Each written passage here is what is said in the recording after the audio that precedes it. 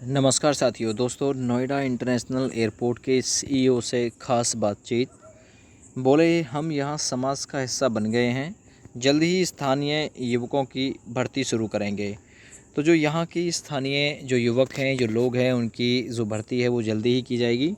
ये नोएडा एयरपोर्ट का मामला है। आप लोगों को पता होगा कि जेवर में जो एयरपोर्ट है वो बन रहा है, जो कि एशिया का चौथा और विश्व का चौथा और एशिया का सबसे बड़ा एयरपोर्ट होगा।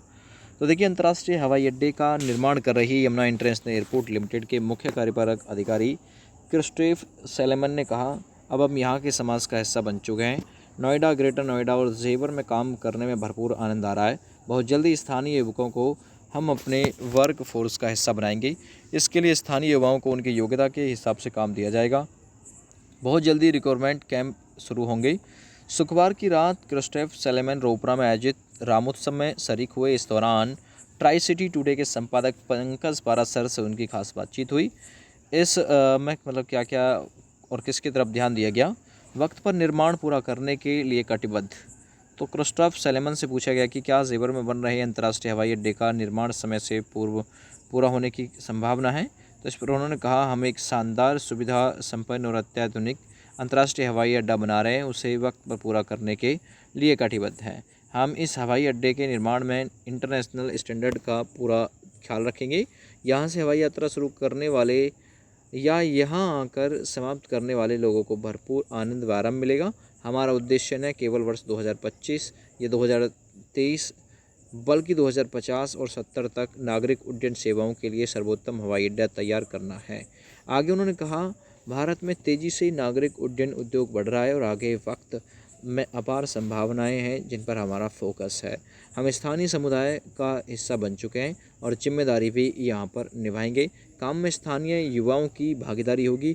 इसके लिए हम जल्द ही स्थानीय युवकों को अपने वर्क फोर्स में शामिल करेंगे, उन्हें उनकी योग्यता के मुताबिक काम देंगे। बहुत जल्दी रिक्रूटमेंट कैंप की शुरुआत हो जाएगी। हम स्थानीय ज़रूरतों को समझते हैं। और आपको बता दें कि जेवर के विधायक धीरेन्द्र सिंह ने इस बार चुनाव में कहा था कि उनका सपना जेवर में हवाई अड्डे की बदौलत हर परिवार में कम से कम एक सदस्य को काम दिलाना है। योगी आदित्यनाथ और धीरेन्द्र सिंह के काम से बेहद प्रभावित।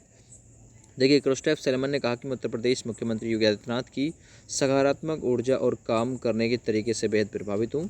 उनसे प्रत्येक बार मिलकर कुछ नया सीखने को मिलता है और उनके ब्रांड स्पेक्ट्रम विज़न को समझने में खुशी होती है। साथ ही जेवर के विधायक धीरेन्द्र सिंह की दूरदर्शिता का कायल हूँ। उन्होंने एयरपोर्ट के पहले चरण के लिए बेहद संजीदा ढंग से काम किया। विधायक और स्थानीय किसानों का सहयोग हम लोगों को आगे बढ़ाने में मददगार साबित होगा। भूमि अधिग्रहण को लेकर जैसा सुनने में आता है वैसा कुछ देखने को नहीं मिला। यह खुशी की बात है। यात्रियों को आसमान में लटके नहीं रहना होगा। भारत समेत दुनिया के तमाम अंतर्राष्ट्रीय हवाई अड्डों पर एयर ट्रैफिक कंजेक्शन को लेकर परेशानी बढ़ रही है। खासतौर से दिल्ली में पीक आवर्स के दौरान हवाई यात्रियों को परेशानी का सामना करना पड़ता है। इस मुद्दे की ओर इशारा करते हुए क्रिस्टोफ सैलेमन ने कहा कि नोएडा इंटरनेशनल एयरपोर्ट पर टेक ऑफ और लैंडिंग सिस्टम बेहद स्मार्ट होगा। यहाँ यात्रियों को आसमान में लटके रहने की जहमत नहीं उठानी पड़ेगी।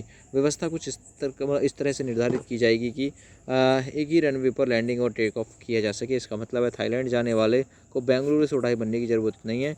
रात की अंतर्राष्ट्रीय उड़ानों के लिए विशेष इंतजाम किया जाएगा। टाटा प्रोजेक्ट के साथ भागीदारी से भी बेहद खुश नजर आई और ज्यूरिख के एक म्यूजियम में पहली बार देखे थे राम।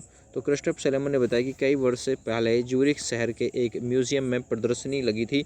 उस प्रदर्शनी को देखने गए थे। वहाँ भगवान राम और रामायण महाकाव्य से जुड़े करीब 30 से 35 फोटो लगाए गए थे।